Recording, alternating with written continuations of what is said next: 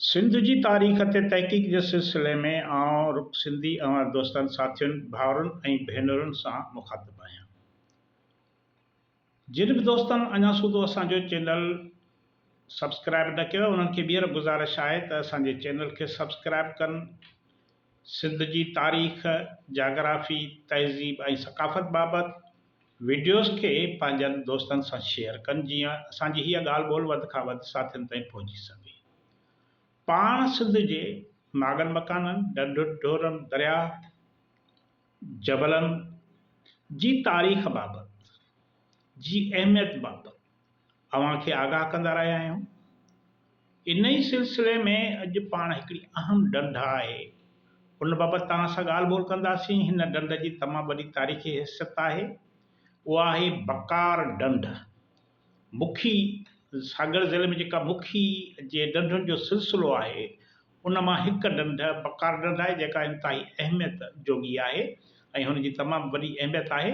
हूअं बकार ढंढ सां हुर तहरीक जूं बि यादूं वाबस्ता आहिनि, छो जो उते हुर तहरीक जेका हली सिंध में, उन जा जोधा बकार ढंढ ऐं उन जे आसपास में अंग्रेज़ साम्राज्य सां विढ़िया, पंहिंजो रत जो नज़रानो ॾिनो।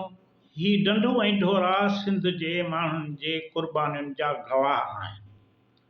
मां तव्हांखे ॿुधायां थो त बकार ढंढ, मुखी ॿेलो, इहे जेके आहिनि, या थर आहे, सिंध जो काछो कोहिस्तान आहे। इते सिंध जे माण्हुनि पंहिंजी आज़ादी ऐं जियापे जो हक़ हासिल करण लाइ सदियुनि ताईं वेड़ कई आहे। कॾहिं हुन में सोभार थिया आहिनि, कॾहिं पोइ मोट खाधी आहे, शिकस्तूं बि खाधियूं आहिनि, जेको वेड़ जो अहम अंसर आहे। वेड़ में कॾहिं फतेह थींदी आहे, कॾहिं शिकस्त थींदी आहे, पर असुल आहे त वेड़ जारी रखी वञे। इन करे बकार ढंढ सां हुर तहरीक जूं बि यादूं वाबस्ता आहिनि, पर पाण अॼु सिर्फ़ु उन ढंढ जे जाग्राफियाई अहमियत ते ॻाल्हाईंदासीं त उनजी पंहिंजी अहमियत छा आहे। हाणे ही बकार ढंढ जेका आहे सा सांघर शहर खां 24 किलोमीटरनि जे फ़ासिले ते आहे ऐं सागर ज़िले में जेके मुखी ॿेले जे ढंढुनि जो सिलसिलो आहे, उन मां हिकु ढंढ हीअ शुमार कई वेंदी आहे। हाणे असल में हिकु हिते पुराणो ॻोठु हुयो जंहिंजो नालो बकार हुयो, जंहिं तां हिन ढंढ ते नालो बकार ढंढ पियो। हिन ढंढ ते नंढा नंढा ख़ूबसूरत ॿेट आहिनि, जिन ते कुझु मच्छी मारींदड़नि जा घर आहिनि, उते रहाइशूं आहिनि। विच पाणीअ में नंढनि ॿेटनि ते मलाहनि जा घर आहिनि, जिन जो गुज़र सफ़र मच्छीअ ते आहे। हाणे ही जेके आहिनि बकार ढंढ जा ॿेट, उहे 10 किलोमीटरनि जे एराज़ीअ में फैलियल आहिनि, माना 10 किलोमीटर परे अहिड़ा ॿेट आहिनि जिते उते माण्हू रहनि था। माना उते हज़ारे मलाह आहिनि, जिन जो रोज़गार जियापो जेको आहे बकार ढंढ सां वाबस्ता आहे।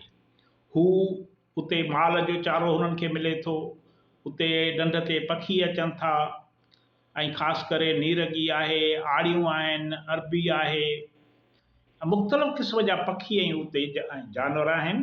ऐं मच्छीअ जो त तमामु वॾे पैमाने ते उते शिकार थींदो आहे ऐं तमामु वॾो माण्हुनि जे जेको जियापे जो ज़रियो आहे। बकार ढंढ जो पखी जेको आड़ी आहे, उते अव्हांखे उनजी सूंहं पसंदि। बकार ढंढ ते जॾहिं आड़ी लहंदी आहे, उॾाम करे लहंदी आहे या उॾाम करे पाणी तां उथंदी आहे, त उहो नज़ारो एॾो ख़ूबसूरत हूंदो आहे जो माण्हूअ जे मन खे मोहे विझंदो। हितां जा माण्हू जेके मक़ामी माण्हू आहिनि, उहे इन्हनि पखियुनि, मच्छी ऐं ॿिया जेके पाणीअ जा जानवर आहिनि, उन्हनि जा खाधा ठाहींदा आहिनि, इंतिहाई बहितरीनु खाधा। पकल मच्छी आहे जेके कोक मच्छी था चवनि, मच्छीअ जो हलवो ठाहींदा आहिनि, दम पक मच्छी आहे, मच्छीअ जी सिजी कंदा आहिनि, मच्छीअ जो पुलाव ठाहींदा आहिनि, ईरानी पापलेट आहे उहो पचाईंदा आहिनि, मच्छीअ जी कढ़ाई बि हिते थींदी आहे। अहिड़े नमूने मच्छीअ जा कोफ्ता आहिनि, मच्छीअ जा कबाब आहिनि, मच्छीअ जी बारब्यू बि आहे, मच्छीअ जा वरी कुझु अहिड़ा बि आहिनि आइटम आहिनि जंहिं के ज़मीन अंदरि वारीअ जे अंदरि पचंदा आहिनि ऐं ॿिया खोड़ सारा मच्छी मां ठहियल खाधा उते मुख़्तलिफ़ क़िस्मनि जा तयारु थियल मिलंदा आहिनि। इन करे जेके ॿाहिरां विज़िटर ईंदा आहिनि उन्हनि लाइ हीअ ढंढ वॾी अहमियत जोगी आहे, न सिर्फ़ु घुमण घतण जे हवाले सां पर बहितरीनु खाधे ऐं खुराक जे हवाले सां।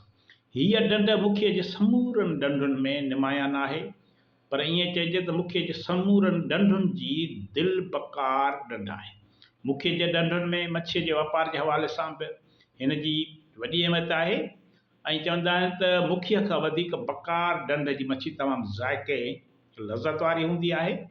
हिन ढंढ जी वेकर जेका आहे ॿुधाई थी वञे त 1.5 किलोमीटर आहे ऐं ड्रेग 5 किलोमीटर जे अंदरि थींदी ऐं सियारे जे मुंद में हिते मुख़्तलिफ़ क़िस्मनि जा परॾेही पखी जाम हलंदा आहिनि ऐं तिन जो शिकार थींदो आहे। हीअ ढंढ कुदरती नेमतुनि सां मालामाल आहे। हिन ढंढ जा हसीन नज़ारा अव्हांखे मोहे विझंदा। 0 पॉइंट खां 10-12 किलोमीटर जे मुफ़ासिले ते पुराणे ज़माने जा घर ऐं माड़ियूं ठहियल आहिनि जिन जी वरी पंहिंजी तारीख़ी हैसियत आहे ऐं उन्हनि मां जेके माड़ियूं ठहियल आहिनि उन्हनि मां मलाह ॿुधाईंदा आहिनि त उहे जूनिजनि जूं माड़ियूं आहिनि, उनखे जूनिजनि जूं माड़ियूं करे कोठींदा आहिनि। हाणे इहो अलॻि मौज़ू आहे त हीअ जूनिजा जो माड़ियुनि जी तारीख़ी अहमियत कहिड़ी आहे उन ते पाण ॿिए दफ़े ॻाल्हाईंदासीं। पर बकार ढंढ जेका आहे सिंध में सियाहत जे हवाले सां इंतिहाई अहम मरकज़ आहे। उनखे जेकॾहिं वधीक तरक़ी वठाई वञे, वधीक ख़ूबसूरत बणायो वञे, उते हट्स वधीक होटलूं ठाहियूं वञनि त मां सम्झां थो त सिंध जे माण्हुनि लाइ हिकिड़ी वॾो तफ़री गाह पैदा थी पवंदो।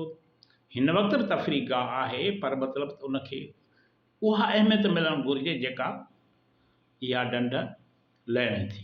तव्हांजी वॾी वॾी महिरबानी। ईंदड़ वीडियो ताईं इजाज़त ॾींदुसि।